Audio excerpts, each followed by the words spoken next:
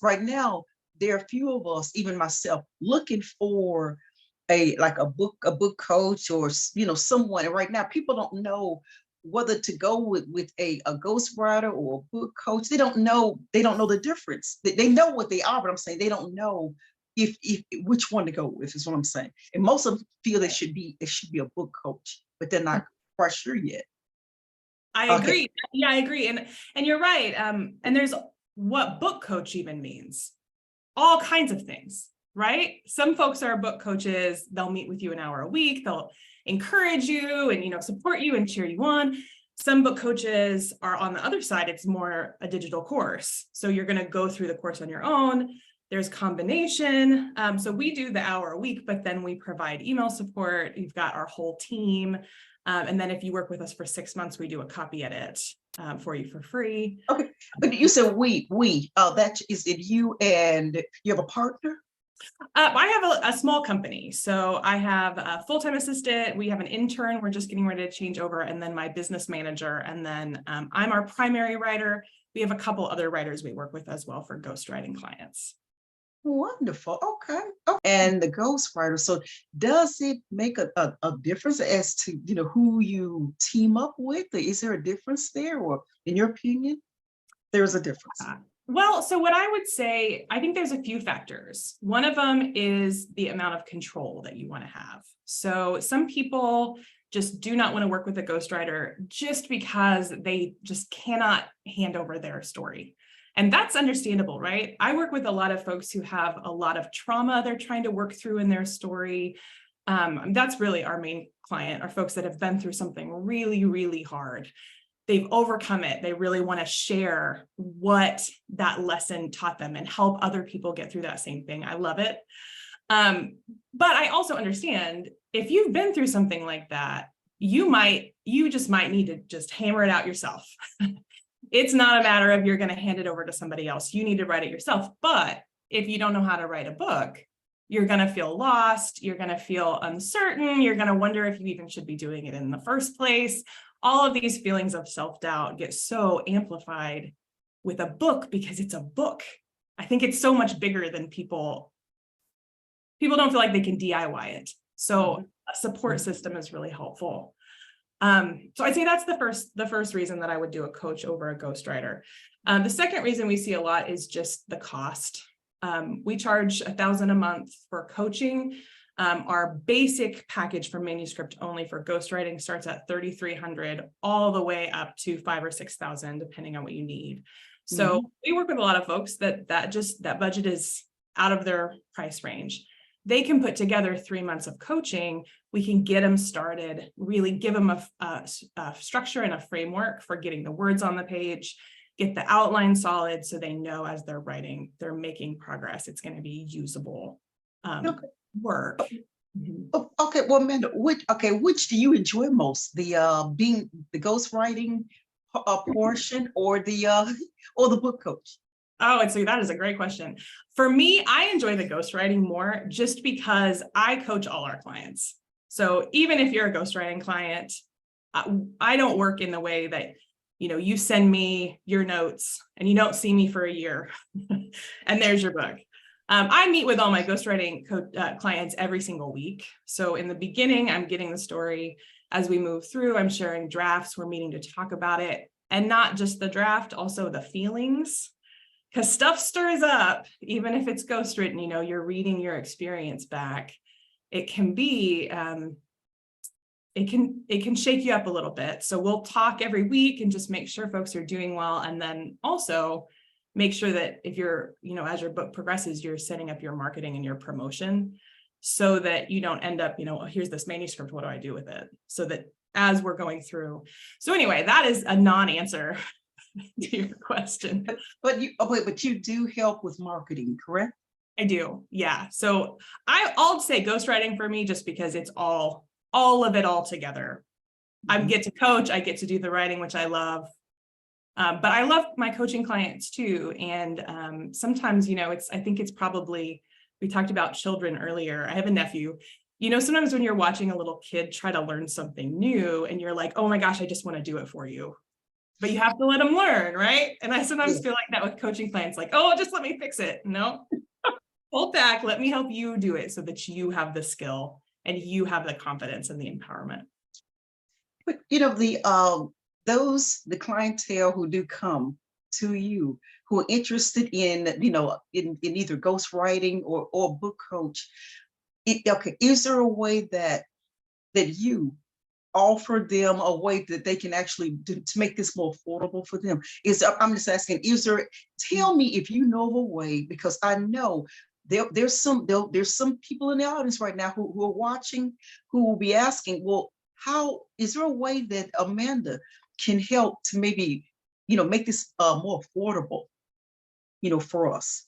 Well, I'm going to give a non-answer again, and apologies for that. But what I would say is, when you're working with a book coach, you're making an investment, right? So what I would suggest people do is try to save up in the long run. Try to think about your ideas, get some notes down, because what you're really investing in is this book that's going to continue to bring you income after you release it, right?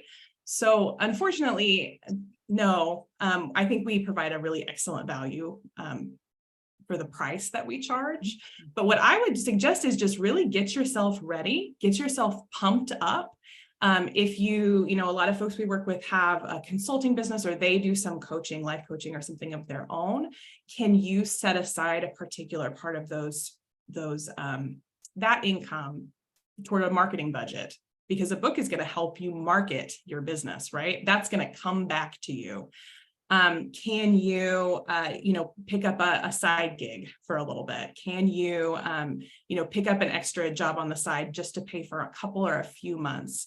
But what I always say when somebody wants to come on as a book coach is, my goal is not that you are dependent on me. I'm going to see you every week, but I don't want it to be that then at the end of, that 3-month period, we just throw you to sea. The end of that 3-month period, if you work with us, you are going to really feel that you can take that forward. And we do have a more affordable continuation program. So after you're done working with us, if you need me for just an hour, we can do that. We can do a one-off hour session. We have query support. If you decide to query, you need to be able to check in via email. That's a much lower fee. But we really want people to be investing and embracing that you're investing, just because we find that at the end of that book process, if you've invested in doing it right, you understand the investment to market and promote. Your book is going to do a lot better. Now, who's your normal, typical client? Who would you say? So Marlene, my typical client would be. Yeah, so usually our typical clients are folks who have experienced some hardship in their life. So we've worked with folks that immigrated with nothing. We've had folks that escaped genocide. We've had folks that, I've had a few people whose parents were victims of drug epidemics and had to kind of lift themselves up. We've had folks that really grow up working class or grow up really without anything, that have lifted themselves up, and they have a successful business, or they are really trucking toward that business and really making it happen. So what I say is, we work with people that want to tell their bootstrap story. They want to help other people see that it is possible to make a better life for yourself. And they want their book to help other people do that too. What about you? What is your story though? Amanda, okay, why are you a ghostwriter and a book coach? Yeah, well, that's a good question. I probably should have a prepared answer for that. So no, just take your time. I grew up working class. Both of my parents were very poor when they grew up. So my dad was a machinist at a factory. My mom taught school. And as I was growing up, really the thing that made me feel connected to the world was books. So we kind of lived in the middle of nowhere. I went to a tiny little school, but I loved books like The Babysitter's Club, Sweet Valley High. Also, strangely, I loved reading Edgar Allan Poe. I didn't get it. I guarantee I didn't get it. But I loved books about like hauntings and things. I just loved being able to see a world that was a lot bigger than the world I got to see every day. So eventually, I think, everybody everybody likes to tell a story, right? I think that's so fulfilling for all of us. And so I started writing, and my grandmother would go to a little store that they had kind of outside their town where they would have wallpaper samples. Do you remember those books of wallpaper samples? And they were bound like a book, and I would flip it over and it would have a cover. I'd flip it over and I'd write stories on the back of those wallpaper samples so that it was like a bound book. Sometimes I draw pictures, sometimes just write. But that always was so fulfilling to me. So then the next stage in my journey, I'd done a lot of things. I was an actor for a while. I was involved in theater. That's storytelling too. And then I decided to try my hand at grad school. So I went all the way through my PhD. That's a different type of writing. And in that world, I learned about interviewing people, telling their stories, bringing different perspectives together to see how all the different people in our world think and feel and act, and why do we have conflict and why do we have love, and how do we make sense of how people are. But what I found was I was only getting to speak with people for an hour or two. In ghostwriting, I'm building a relationship with you for 8, 10, 12 months. We see each other every week. I'm still close to a lot of my clients. We'll check in and, they'll tell me how their kids are doing, or they'll say, oh my gosh, somebody approached me and they said my book changed them in XYZ way. And it really is a lasting bond. So that's what is so special to me. I have found so much fulfillment from writing. And I find it so special to help somebody tell a story that really they need to get out. They just have not happened to fall into the fortunate position that I did to be able to learn how to do it. Amanda, how long have you been doing it? How long? 13 years for ghostwriting. But writing, probably all of I probably didn't start writing when I was a baby, but probably 36 years. Wow. And I heard you say about 18 months, but what would be the typical time would you say it takes to write a book? Because that's my question to you. Yeah, because I'd like to. How long would you say it takes? So we have different. A good book. A good. Well, we won't do any kind of book but a good book. I will say that. Sometimes people are like, "Can you write this book in 2 months?" And my answer is absolutely not. Could I? Yes. Will it be the quality that I expect? No. So I won't do it. But if you just want a manuscript, that process is 8 to 10 months for a standard nonfiction. It's going to be 200 or so typeset pages. We also do, my company also does publishing. If you want us to handle the design, the layout, publishing, all that, that's a 10 to 12 month process. Okay. So the average, you say the average length of time for a book would be, is it 18 months? You said 8 to 10. 8 to 10 for just the manuscript. And then if you want to hold the book in your hand, you can hold the book in your hand in 12. Okay. So those who are looking at writing maybe an ebook, you would still say 8 months for an ebook. Well, tell me more about what you mean by ebook. Okay. Just where they can actually go online, and it's technological. So it's not a hard copy. It's not where they can actually, it's not a book. It's where they can actually view it from their computer, their laptop, right. Computer, tablet. But you're not talking like a freebie ebook like that you would download on the website though, right? Because those are a lot shorter. We don't do those, but I know ghostwriters that do those. That's a way faster process. But whether you're talking a paperback or an ebook, and when we do the publishing, we do both always. But you still need a quality manuscript. So 8 to 10 months is going to get you the manuscript. Then I have a lot of people that are just like, I'll take the manuscript. I've got a cover design in mind. I'll handle that stuff. So we can do that in 8 to 10 months, but it's still going to be, that 200 typeset page, that full length book in 8 to 10 months. If someone comes to you and they've already written the book, they've already gotten started, pretty much they've been working at it. Does that shorten the period of time, or is it still 8 to 10 months? It can. It just depends. Yeah. That's a harder question just because, sometimes people say like, I'll give a specific example. I had a couple of authors, co-authors, their book has done really, really well. This is years ago, but they contacted me. They said, we've been working on this for months. We've got I can't remember, 60 pages worth or something. And I was like, oh, that's great. Send it along. They sent it along with a note that said, we looked at this. It's not as finalized as we thought. They had done, talk to texting into a Google Doc. It had all different fonts. Some of it was quotes they'd found. That's really common, actually. Quotes from other folks that they admire pasted in there. That is really not going to save a ton of time to have that. That's probably really good for the author to help develop their ideas more. So then I find it when we sit down to start talking about the content, you're probably a lot clearer. But for those two authors, one of their comments at the end of the time working together, I asked for a testimonial, of course, and they said what we really didn't expect was how much clearer we would feel on our business because we talked through everything with somebody that was an outside ear. And obviously I'm a book expert, so I can help kind of think about, oh, what about this angle? Or have you thought about this direction? Or, help people find that thought leader sweet spot. Sometimes an existing manuscript can shorten the time, but I will be honest, that is really not my specialty. I really prefer to work with people where we are developing the book from an idea, usually an experience.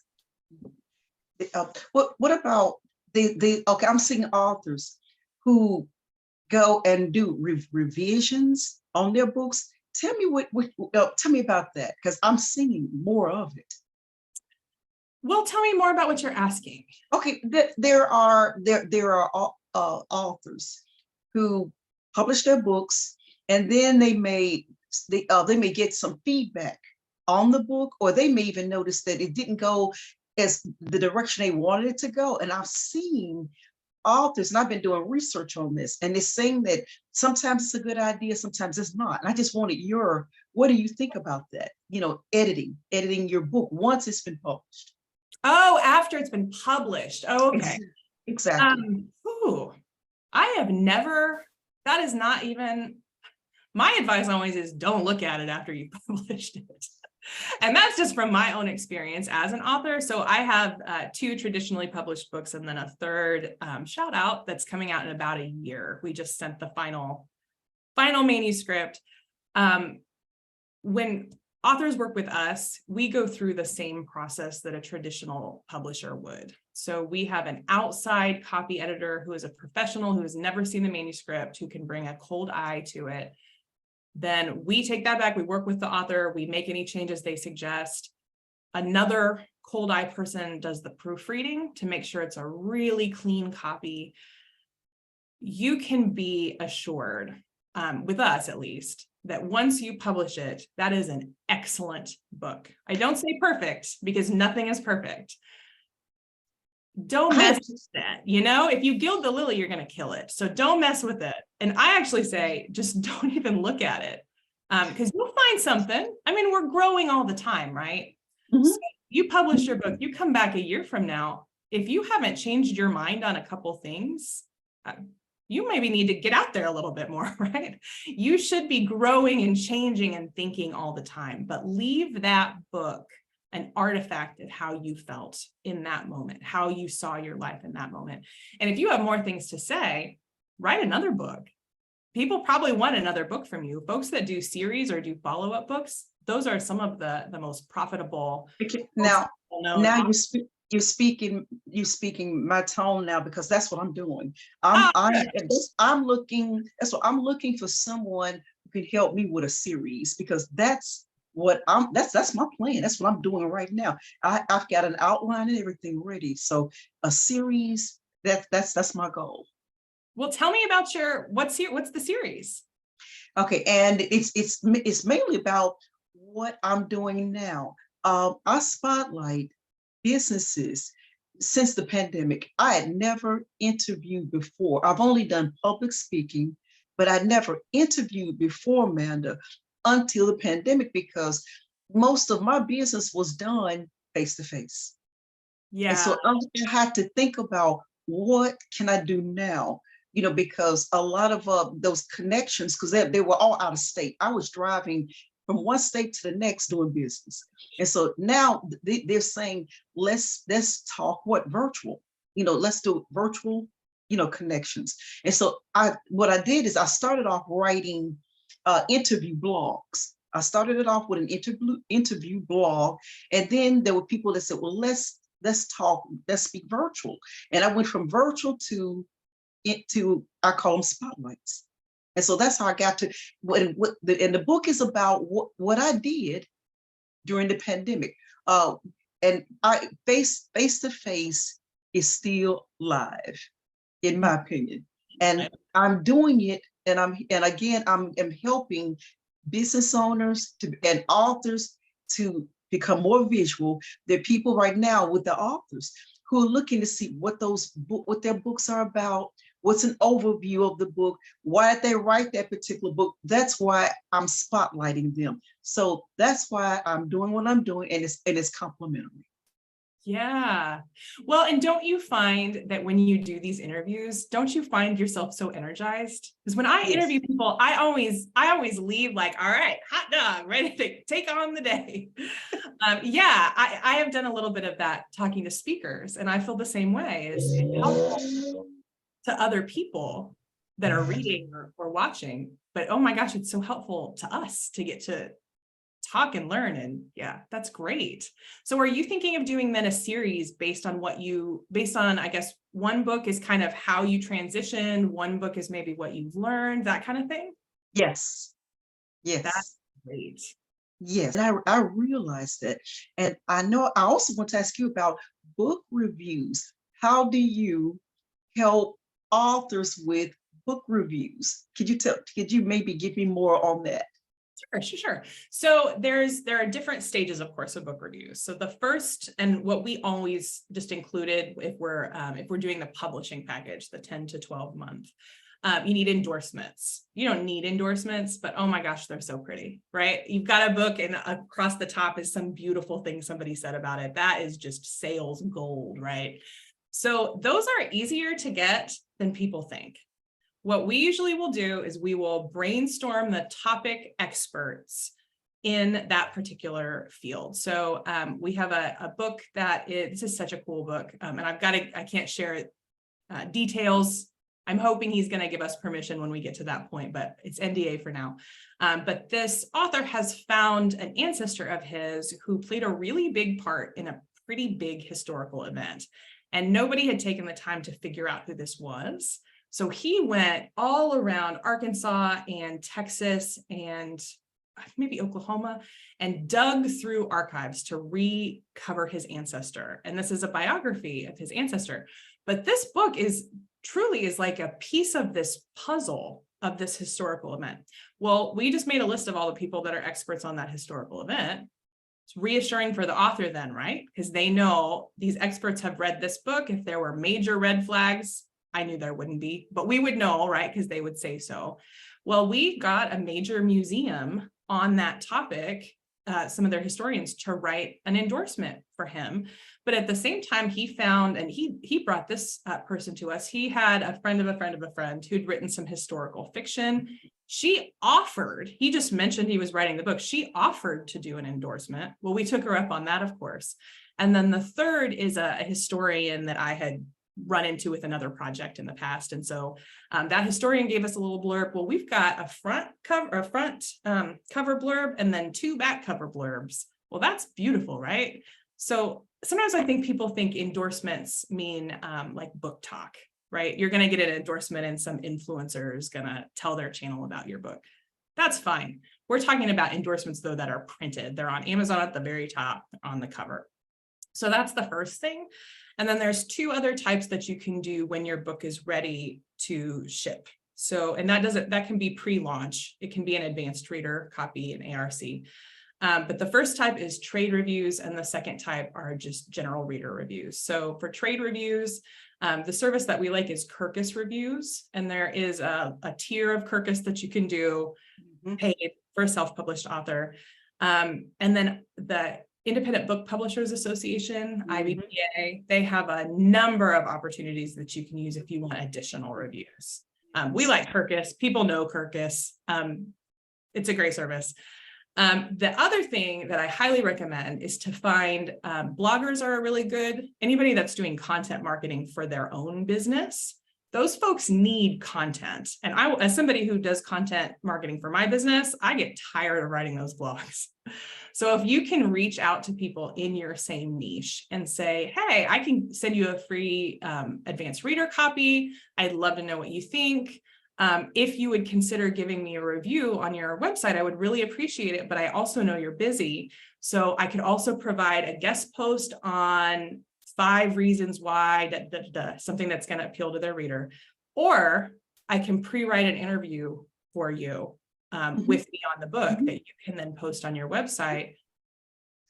Amanda, what are some other ways that you can actually locate individuals that you could actually send advanced reader copies out to? Because I know about those. Yeah, so you've got to be, the thing that you're trying to think of is, who is your target audience and who else wants that audience? The reason I did it, how it's helped businesses. That's what my book is about. Yeah, so you are looking for, tell me if I'm off on this, but my guess is you are looking for very ambitious solopreneurs, because you've got the medium-sized business, right? But the small business folks, a lot of them want to get to that medium size, right? So you have this aspirational angle, if you frame it that way. Absolutely. So there are so many business coaches that are ideal partners with you, right? Because a lot of business coaches, if people sign up for their program, they will send, so I'm in a paid mastermind so I can bounce ideas off folks. When I signed up for that mastermind, I remember the woman that runs it sent like a gift box. I love that, by the way. And it had 2 books in it. Well, why can't that be your book? Right? Exactly. So that's who I look for, is people like that, because if you can offset, I know I'm getting in the weeds here, but if you can do an offset print run, so you can contact a local or regional printer rather than the print on demand, put it on print on demand. So it's on Amazon. That's great. Find an offset printer. They can probably print that book for $2.50 or $3 a copy. Well, if you sell that to one of those coaches for $7 or $8 a copy, that's still a great bargain for them, right? But oh my gosh, you're making so much money. I mean, that, right? If you can sell 500 copies, now it's not, I don't want to make it sound like, oh, just in a second, because that's obviously not true. You're going to reach out to, a lot of people before you get a hit. But that also gets that book in people's hands. And if you can get your book in the hands of the people it's written for, they're going to tell their friends. That is free marketing, right? Word of mouth is still the way most books are sold. Absolutely. Absolutely. So that's what I'm looking at. I'm looking at an arc. I mean, I've been researching it and looking at it, at this, Amanda, and that's what I'm going to do. I know with my book, but like I said, I would like a partnership, someone I can work with, and also on the launch team. I've got some people already. Amazing. Yeah, I've got the list. I'm talking to them. I've spoken with them, and Marlene, I'll do it. So I'm getting the list together right now, Amanda. I'm not waiting until the book is published. I'm doing everything now, before it's published. Yeah, because then when it drops on Amazon, and what we always suggest you do, send out advanced reader copies to those launch team folks, but then ask them to buy a copy to gift to a friend. Excellent. On the day it launches, they all buy a copy, they put a review and a rating in, you're number 1 in your category. So people go to that category, there you are, right? And that is momentum. And then you can talk, you can do your guest post tour, your interview tour. You can talk about how you're a number 1 bestseller, which you are, because you put in the work, right? And that's all it is putting in the work. People think it's some gift from God that you're, it's just, I have to be bestowed with the number 1. It's work. Put the work in, put the planning in. Anybody can be at that number 1 spot. Wow. Amanda, you are amazing. I'm telling you, I can just see viewers looking at you right now and looking. And let me just say this because we're pretty much at the end of the spotlight, but I want to say this. Anyone interested in getting to know Amanda much better, I will have her information will be included here on this site. I'll have it attached and you'll be able to find out everything you want to know about her from A to Z. I'll make sure of it. I guarantee you that, Amanda, it's been sincerely an honor having you here with us today. Would you, close us out right now? Just end with just something you'd like to say to the audience, and we'll just end on that note. I will. So one of the things that my mission and the mission that my team, we read every single week at our all staff meeting, is that if more people knew how simple it was and how accessible it was to get your story out there, so many people's lives would be so much better. So you can do it. I promise you, there's a way. There is a way, and we can make it work. And I just hope that folks will reach out. If you know your story could change people's lives, let me help you figure out how you're going to do it, because we don't want those stories to go untold. I think every story is really, really important. Amanda, thank you so much for taking the time to come and tell us all about you and about, like as you were saying, and how we can address the audiences that are really in need of what we have to share. I just want to say thank you so much for coming on board with me today. Oh, it was so great to talk with you. Like I said, now I feel energized. I can take on my day.